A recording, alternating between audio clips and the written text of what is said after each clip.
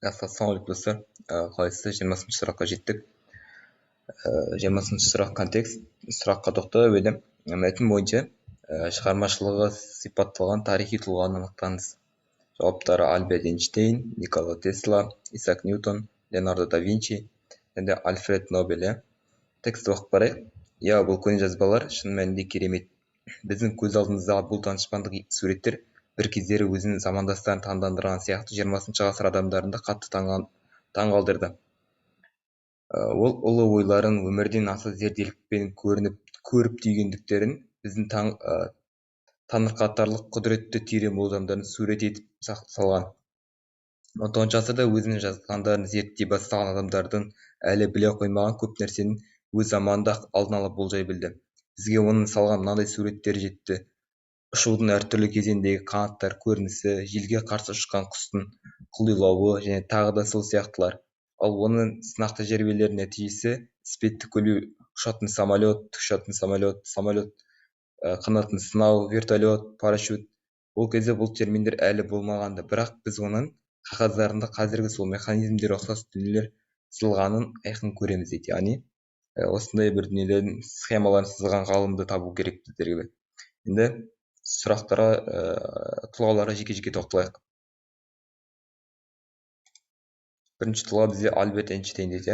Альберт Эйнштейн ол бізде қазіргі Германия жерінде туып өскен физик, теоретик, яғни заманауи физиканың екі негізгі тірегінің бірі болып есептелетін салыстырмалық теориясының негізін қалаушы. Екінші квант механика, яғни ашылулары, яғни қандай дүниелерді жасады, яғни арнайы салыстырмалық теорияны есеп шығарды, жылу сыйымдылығы және фотоэффект кванттық теориясы, Боз-Эйнштейн кванттық статистикасы деген секілді дүниелерді ашқан екен. Одан бөлек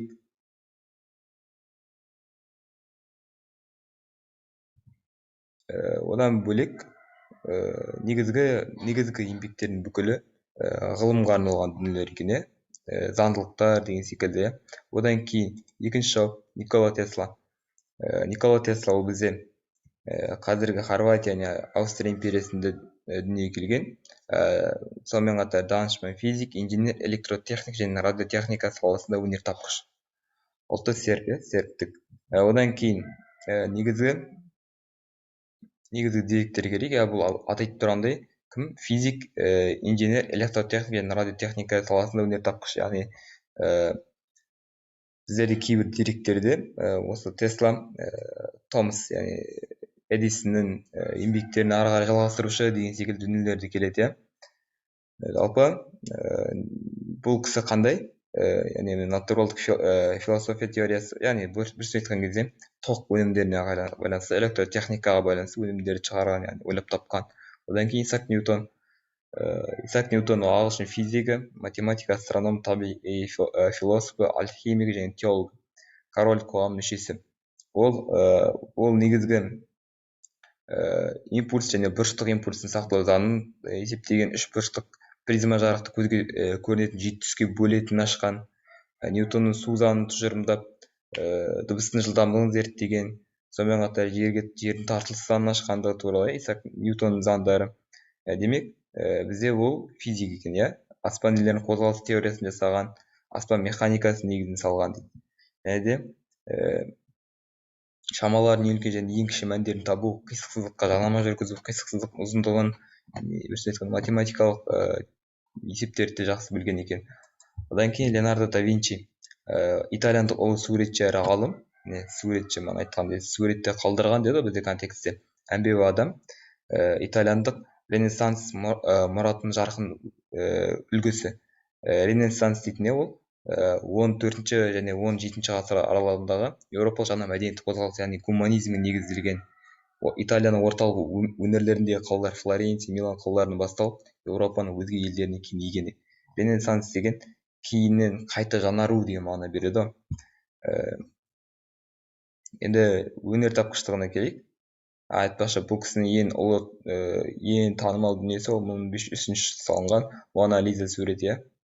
Мона Лиза суреті қателеспесем ердің өзін 12 жыл салып шыққан деген нәрсе ғой. Одан кейін өнертапқыштығы.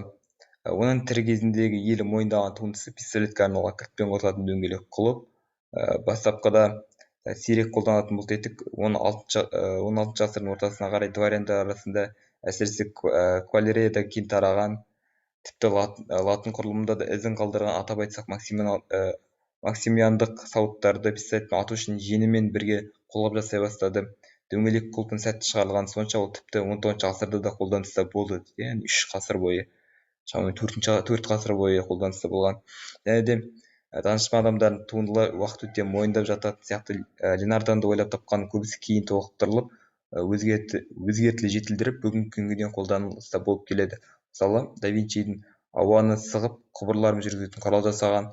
Бұны пештерде жағудан бөлмелерді желдетуге дейін қолданды. Адамның су астында көп уақыт болу мүмкіндігі Ленардода қызықтырған. Аквалангтың алғашқы сызып көрсеткен ғой. Ол бұдан бұрын соңғы ғалымдарды қызықтырған болатын. Мысалы, Батиста Альберти Неме көлі түбінен кейбір Рим кемелерін көтеру жоспарлаған. Ленардо болса, жай жоспарлап қана қоймай, су өткізбейтін теріден жасалатын сүңгуірлер костюмінің жобасын жасады. Айтып кеткендей, костюмнің омырауында сүңгуірдің көтерілуін жеңілдеу үшін ауамен толтырылған көлем ұлғайтқыш қалтасы болды. Ленардоның сүңгуір демалу үшін оның қалпағын су бетіне жүзетін күмбезбен жалайтын икемге келген түтікпен жабдықталған, яғни ауыздарына шығып тұратын. Одан кейін Ленардо да Винчидің қазіргі тікұшақтың атасының сызба нұсқасын жасағанда баршаға мәлім. Демек, сұрақтың жауабы табылды. Самолет деді, мына жерде тексте, не вертолет, тікұшақ. Және де винтінің ұзындығы сызбаға сәйкес 4-8 метр болуы тиіс делінген. Ғалым жобасына сәйкес ол металл окантовкасының полотнымен жабылу керек. Винт осының айналасында жүрген адамдардың рычагты итерумен айналдырады, яғни өзінің сызбасындағы нәрсесін айтылып жатқанда. Яғни дұрысын айтқан кезде, көне автомобильдің жобасын жасаған, бірнеше парашюттің де жобасын осы кісі жасады. Демек, сұрақтың жауабы осы кісі. Енді соңғысы бізде Альфред Нобель, қазіргі Нобель сыйлығын негізін қалаушы. Швецияда дүниеге келген, швед өнертапқышы әрі кәсіпкері, динамит және Нобель сыйлығын ойлап шығарған үшін танымал. Лондон корольдік қоғамының және Швед академиясының мүшесі. Нобель Ресейде болған кезде орыс ғалымдары Николай Зене мен Василий Петрушевскийдің нитроглицерин жөніндегі ғылыми жұмыстарымен танысқан. 1864 жылы күркірек сынапты капсюль детонатор жасады, ал 1867 жылы динамит жасау жұмысына патент алып, оны көптеп шығаруға кірісті дейді. Динамит енді ол сіздер танып яғни жарылыс құралы ғой, яғни айтқанда. Ал Нобель сыйлығы ол жыл сайын әйгілі ғылыми зерттеу, революция жаңалықтар мен мәдениет және қоғамға дамуына зор үлес қосатын жұмыстар үшін берілетін халықаралық сыйлықтардың ішіндегі ең жоғарғысы. Жалпы сол, демек сұрақтың жауабын таптық. Көптен көп, яғни текстке байланысты табуға болатын, яғни бұл білетін боларсыздар өздеріңізде. Леонардо да Винчи